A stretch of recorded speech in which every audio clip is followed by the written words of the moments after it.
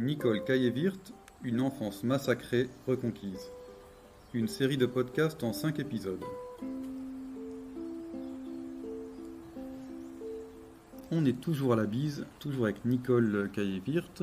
C'est une maison de vacances où on peut accueillir 5 familles en même temps. 5 familles qui ont des vies très difficiles. Souvent des familles dont les enfants sont placés, souvent dans les familles où il y a des histoires d'addiction qui rendent la vie familiale compliquée. Aussi des familles qui peuvent avoir des parcours de migration, des familles marquées par la vie de grande pauvreté qui souvent mènent à l'exclusion. Et dans cette maison, pour accueillir 5 familles en même temps, on compose à chaque séjour une équipe d'accueillants, des accueillants qui viennent bénévolement pour vivre les vacances. Souvent on est 30, 35 et puis on passe une bonne semaine ensemble. C'est une grande maison qui est dans une reculée du Jura, le coin est très très beau. Il y a la rivière qui tourne autour de la maison, il y a les falaises juste devant nous, je les vois par la fenêtre.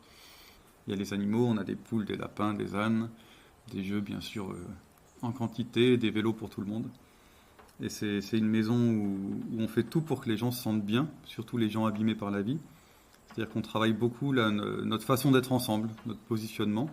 On cherche à tout faire pour éviter d'être en position supérieure, d'être ceux qui savent, d'être ceux qui connaissent, d'être ceux qui ont du droit sur les autres, mais qu'au contraire, on soit simplement en vacances ensemble, des vacances pendant lesquelles on va chercher à ce que chacun puisse donner le meilleur de lui-même, que les parents puissent se montrer des bons parents pour leurs enfants, que leurs enfants puissent être fiers de leurs parents, que les enfants se fassent des copains, que les parents rigolent ensemble. On a la chance d'avoir tout un réseau d'amis autour de la maison, des amis qui viennent nous aider quand il faut préparer la maison, faire les chambres, les lits, des amis qui viennent animer des ateliers, et par exemple l'atelier bois qu'on fait à chaque fois avec Nicole, et puis avec son mari Serge et avec Michel. Voilà, on a plein d'amis autour, et ces amis, pour nous, c'est des trésors.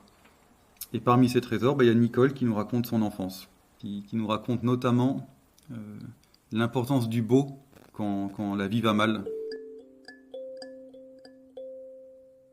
Quand même étonnant, parce que cette photo-là, c'est la première fois que je suis venue à la bise, il y a 8 ans environ.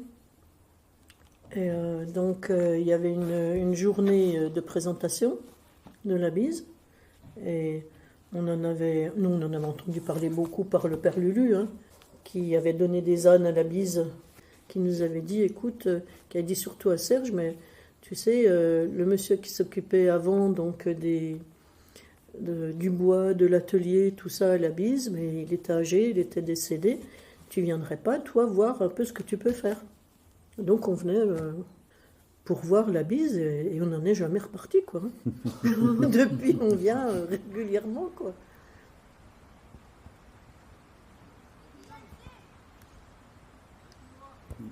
Parce que ce que tu dis beaucoup dans ton témoignage, Nicole, c'est que y a des petites étincelles, même quand la vie est très difficile, même quand tout s'acharne contre toi, Ouais. un tout petit quelque chose, ça peut changer la vie.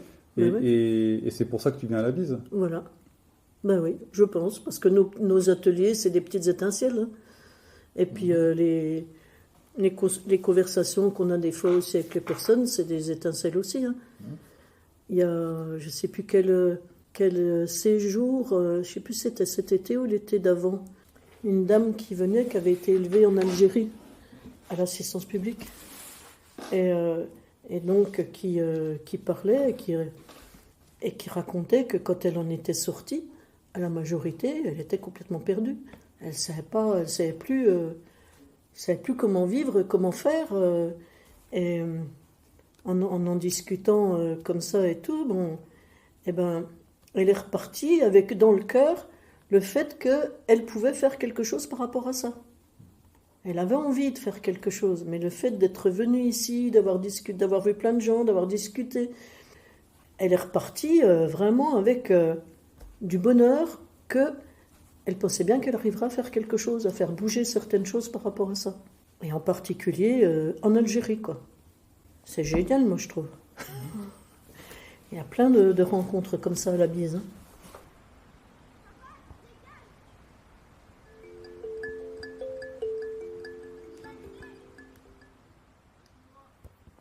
Car j'avais fini par comprendre, comme bien d'autres avant moi, qu'il y a du positif dans le négatif Et que toute épreuve, même si elle semble injuste et qu'elle l'est, peut nous apprendre quelque chose si l'on arrive à ouvrir les yeux, ce qui n'est pas toujours facile. J'avais vécu et côtoyé tellement de souffrances en parlant peu, puisque je ne pouvais pas, que j'avais appris à écouter depuis tout enfant. Et j'avais tellement envie de préserver et sauver ma famille que faire partie du monde médical qui essaye de soigner et sauver des personnes malades m'était devenu accessible, presque naturel. Donc, mon enfance cruelle n'avait pas été complètement inutile d'un certain point de vue. Parce que toi, ton vécu, ça te donne une grande sensibilité. Donc, quand tu passes une après-midi ici, presque à chaque fois, à la fin, tu me dis ah, j'ai vu que tel enfant ou telle maman, tu remarques un peu l'isolement ou les difficultés de relation. Ben oui, mon vécu et puis mon vécu de mon travail de médecin. Donc ça permet effectivement de voir, bah tiens oui, là il y a une personne qui aurait besoin peut-être de telle petite chose, quoi. C'est ça. Mais avec l'arrivée du nouveau bébé, nous serons bientôt 8 à vivre dans une seule pièce. C'est impossible de s'y faire le moindre petit endroit à soi. Impossible d'y respirer un peu tranquille. Et puis c'est une maison de fou pour la petite fille que je suis et pour mes frères et sœurs. Ce ne sont que coups et disputes incessantes dès que mes parents sont là ensemble. Alors je sors sur le chemin. Mon domaine, c'est dehors. Je fais tout pour être dehors. Je m'y évade même en pensée. Autour de notre maison, la charade, c'est la pleine nature sauvage, et c'est beau. Il y souffle un vent de liberté qui me réconforte. Et le soleil, l'herbe, le ciel, les fleurs, les oiseaux, ce sont mes amis. Maman me laisse sortir. Je ne suis pas plus en danger dehors que dans la maison.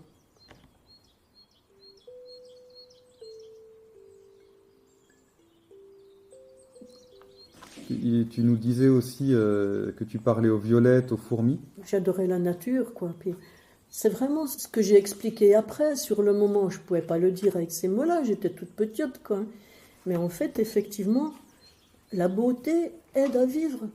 Et donc, par exemple, ici à la Bise, quand tu nous as fait visiter avec nos amis l'autre jour, tu nous as montré les chambres, tu as dit, mais regardez comme c'est beau. Et effectivement, la Bise, c'est un lieu qui est magnifique. Et quand j'étais enfant, ben vraiment, mon regard, il était attiré par toutes ces petites taches de couleur dehors, dans l'herbe. Parce que dans notre maison, on avait une seule pièce, elle était sombre. Et pour moi, c'était tout noir là-dedans. C'était noir physiquement, puis c'était noir de difficultés qu'on vivait, quoi. Donc quand je sortais, mais alors c'était la liberté, quoi. D'entendre les oiseaux, de les voir. Et puis comme je ne pouvais pas parler beaucoup non plus dans la famille, eh ben, je parlais aux animaux. Et en tout cas, en t'entendant, je me suis dit, et les enfants qui vivent la misère en ville, j'espère qu'ils trouvent aussi... des petits îlots. Exactement, ouais. Oui. Aussi de la beauté, aussi de la... Ouais. Ouais. On cherche le moindre îlot. Dans le récit qui a été fait longtemps après aussi, j'arrive pas à me souvenir le nom de ce livre, mais c'était très net, quoi. Hein. Ce jeune, il recherchait le moindre brin d'herbe, le moindre petit arbre qui montrait le nez entre deux rues avant les immeubles où il habitait, quoi. Je crois que c'est instinctif, quoi. Hein.